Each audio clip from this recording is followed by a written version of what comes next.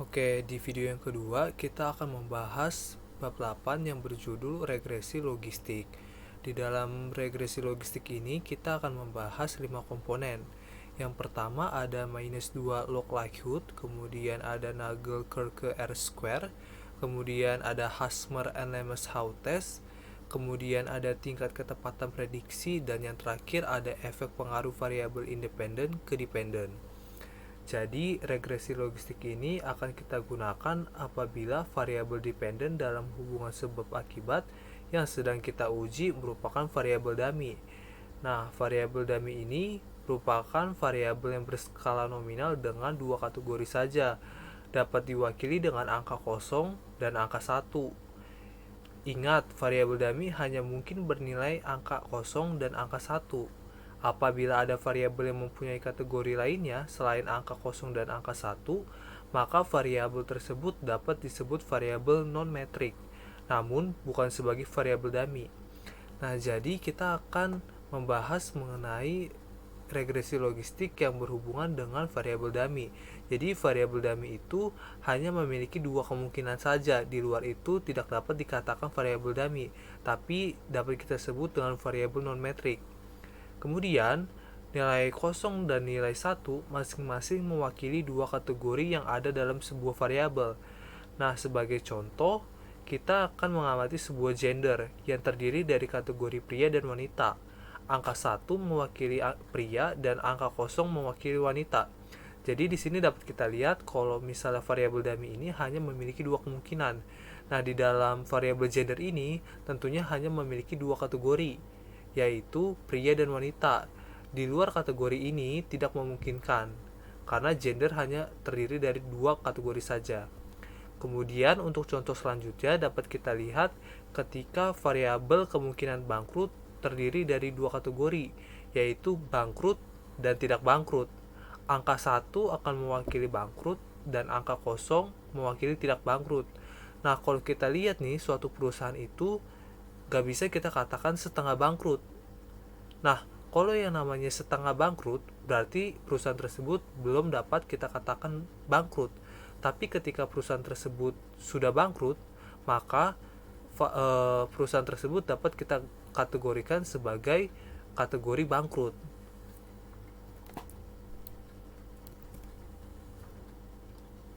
Nah, teman-teman bisa lihat di modul juga. Nah, jadi secara khusus regresi logistik digunakan karena variabel dependen dalam regresi adalah variabel dummy, sehingga regresi biasa tidak dapat digunakan dalam masalah ini. Untuk regresi logistik, variabel independennya dimungkinkan berskala interval, rasio, atau bahkan berbentuk variabel dummy juga.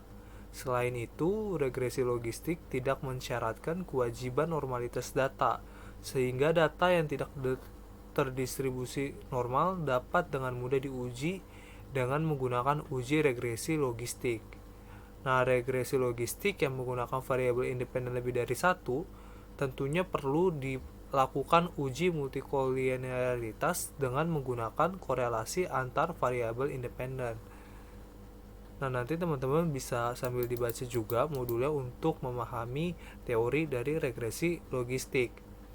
Nah, mungkin kita akan langsung masuk aja untuk prosedur pengujian. Jadi di sini seorang peneliti akan menguji dan menganalisis variabel-variabel yang mempengaruhi perusahaan untuk melakukan share split atau tidak melakukan share split.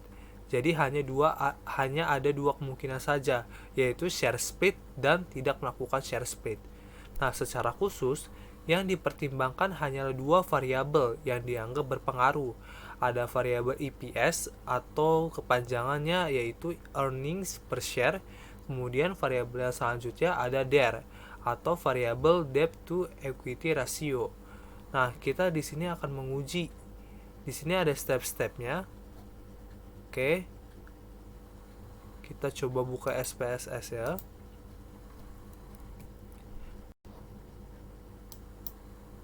Nah, kemudian kita disuruh membuka file dari logit-regresi.sav. Pertama-tama kita klik file, open, kita pilih data. terus kita cari data statistik, kemudian habis itu membuka file logit regresi.sav.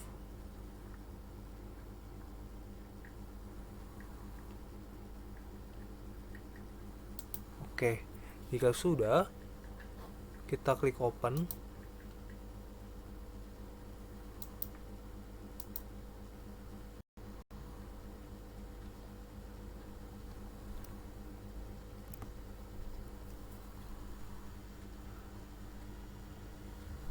Nah, di sini kita disuruh memperhatikan data view untuk cara penginputan data dan variabel view untuk pendivisian variabel.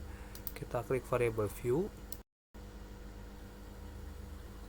Nah, di sini untuk variabel STSP-nya ini value-nya tuh coba klik ya. Nah, di sini kita memasukkan angka 0 sebagai tidak stock split, 1 sedangkan angka 1 yaitu stock split. Nah, nanti ini kan udah otomatis. Kalau misalnya nanti teman-teman pakai data yang baru, maka tinggal memasukkan aja value-nya, kita klik 0, terus labelnya kita tinggal memasukkan tidak stock split, kemudian add, kemudian lanjut ke angka 1 lagi, value-nya kita tulis angka 1, kemudian labelnya kita tulis sebagai stock split. Nanti kita klik add, kemudian oke. Nah, karena di sini data sudah disediakan, maka kita oke saja. Oke, kemudian selanjutnya adalah kita mengklik analyze. Kita pilih regression. Oke, jika sudah, kita pilih binary logistik.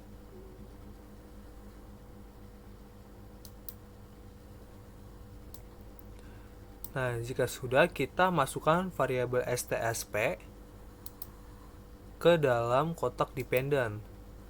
Sedangkan variabel IPS kita masukkan ke dalam covariate. Kemudian variabel dir juga kita masukkan ke dalam covariate.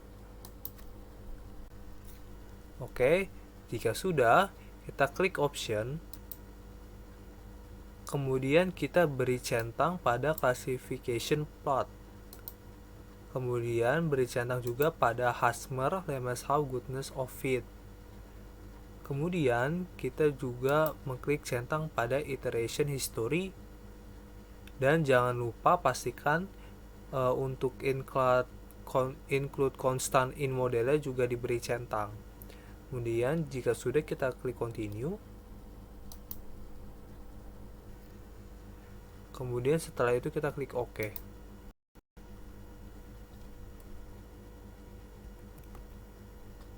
Oke. Kemudian kita akan menganalisa. Jadi untuk regresi logistik ini sebenarnya caranya cukup mudah. Dia merupakan satu step saja gitu, sekali jalan, tapi sudah include dari 5 komponen yang akan kita bahas.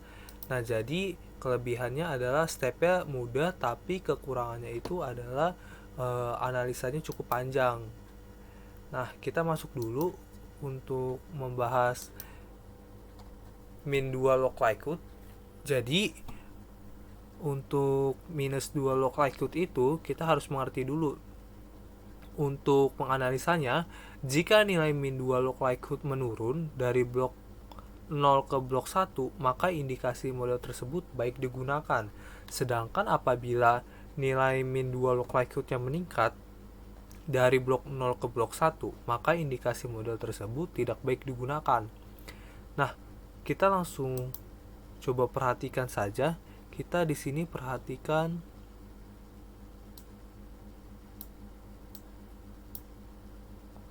blok 0. Kita cari dulu blok 0. Di sini kan ada blok 0. Nah, kita perhatikan di sini ada kolom minus 2 log likelihood. Di sini di angka yang terakhir kita dapat sebesar 48,263. Nah, berarti sama yang kayak di PPT ya. Nah, kemudian kita coba nih. Kita memperhatikan dua blok 0 dan blok 1. Kita cari lagi nih blok 1. Nah, di dalam blok 1 kita lihat angka yang paling bawah, yaitu sebesar 35,785. Nah, kalau kita lihat di PPT, nah pada blok 1 35,785. Nah, berarti kan dari angka blok 0 ke blok 1 itu terjadi penurunan. Maka kita balik lagi ke slide sebelumnya, kalau misalnya min 2 log likelihood itu menurun, maka indikasi model tersebut baik digunakan. Oke, mungkin aku ulang dulu. Jadi di dalam min 2 log likelihood itu kita memperhatikan dua blok, yaitu blok 0 dan blok 1. Kita lihat dulu di blok 0-nya itu angkanya berapa. Di dalam blok 0 itu angkanya 48,263. Sedangkan di blok 1-nya itu 35,785. Berarti kan dari 48 ke 35 itu terjadi penurunan. Kalau misalnya dia nurun, berarti indikasi baik digunakan.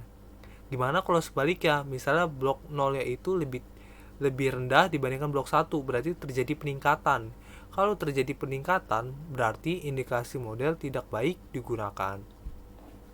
Maka, untuk kesimpulannya adalah nilai min 2 log likelihood menurun nilainya bila dibandingkan antara iterasi pada blok kosong sebesar 48,263 dengan iterasi pada blok 1 sebesar 35,785. Hal ini menunjukkan indikasi model tersebut baik digunakan.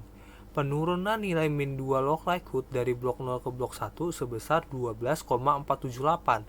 Nah, angka 12,478 ini kita dapat dari 48,263 kita kurangkan dengan 35,785. Oke. Kita lanjut ke Nagel-Kerke R-square. Nah, untuk step selanjutnya masih sama, jadi kita tinggal scroll ke bawah aja. Kita cari nilai Nagel-Kerke R-square. Nah, R-square ini dapat kita baca juga sebagai chi-square. Jadi, Nagel-Kerke R-square atau Nagel-Kerke chi-square itu sama saja. Nah, kita lihat di dalam Nagel-Kerke R-square ini kita dapat angka sebesar 0,401. Sama seperti yang kayak di PPT. Nah, kita jangan lupa kalikan dengan 100%. Jadi, angka yang kita dapat yaitu sebesar 40,1. Nah, artinya variasi variabel dependen atau variabel STSP yang dapat dijelaskan oleh variabel independen, yaitu IPS dan DER, adalah sebesar 40,1. Sedangkan sisanya sebesar 59,9 dijelaskan oleh faktor-faktor lain yang tidak terdapat dalam model. Nah, angka 59,9-nya ini adalah 100% dikurangkan dengan nilai Nagel-Kerke R-square-nya ini, yaitu 40,1, jadi didapat 59,9. Oke, mungkin selanjutnya kita akan membahas mengenai Hasmer and Lemeshow test. Nah, jadi masih sama, kita tinggal scroll ke bawah aja. Di sini kita dapat nilainya itu kita perhatikan dengan nilai sig, yaitu sebesar 0,282. Nah, jadi di dalam Hasmer and Lemeshow test ini kita harus menuliskan HO dan HA. Nah, HO-nya adalah model fit dengan data observasi penelitian dan HA model tidak fit dengan data observasi penelitian. Nah, sig-nya kan 0,282. Nah, 0,282 ini lebih besar daripada alfa, yaitu sebesar 0,05. Maka, HO tidak dapat ditolak. Kesimpulannya adalah model fit dengan data observasi penelitian. Oke, mungkin kita langsung next saja kepada tingkat ketepatan prediksi model. Nah, di dalam tingkat ketepatan prediksi model, mohon teman-teman diperhatikan banget. Mungkin ini agak lebih sedikit kompleks dibandingkan pengujian yang sebelumnya. Jadi di dalam tingkat ketepatan prediksi model ini ada kesalahan tipe 1 dan tipe 2. Kita perhatikan dulu di dalam kesalahan tipe 1. Nah, masih sama, kita scroll saja ke bawah. Nah, jadi di dalam kesalahan tipe 1 itu terdapat 19 perusahaan yang melakukan share split. Nah, kita lihat nih di variabel share split atau bisa juga kita sebut dengan stock split. Nah, di dalam stock split kenapa dia ada 19 perusahaan. Nah, dapat kita lihat berarti di perusahaan yang melakukan stock split yaitu 3 ditambah 16. Jadi, maka didapat hasilnya 19. Nah, kita lihat nih, yang tepat diprediksi model sebanyak 16 perusahaan. Berarti kita lihat yang mana? Kita lihat yang sama-sama melakukan stock split. Berarti di sini stock split, di sini juga stock split. Maka yang sama-sama melakukan stock split berarti ada di angka 16. Maka kita dirumuskan dengan 16 per 19 dikali 100%. Nah, 19 itu sama dapatnya dari angka 16 ditambah 3. Nah, berarti 16 per 19 dikali 100% didapat hasilnya 84,2. Nah, sisanya itu berarti yang tidak melakukan stock split. Nah, di sini didapat angka 3. Berarti sisanya 3 perusahaan, yaitu rumusnya 3 per 35. Nah, 35-nya itu dapat dari mana? 35-nya kita dapat dari angka keseluruhan dari total. Berarti ada 10 ditambah 6 ditambah 3 ditambah 3 ditambah 16. Totalnya itu 35.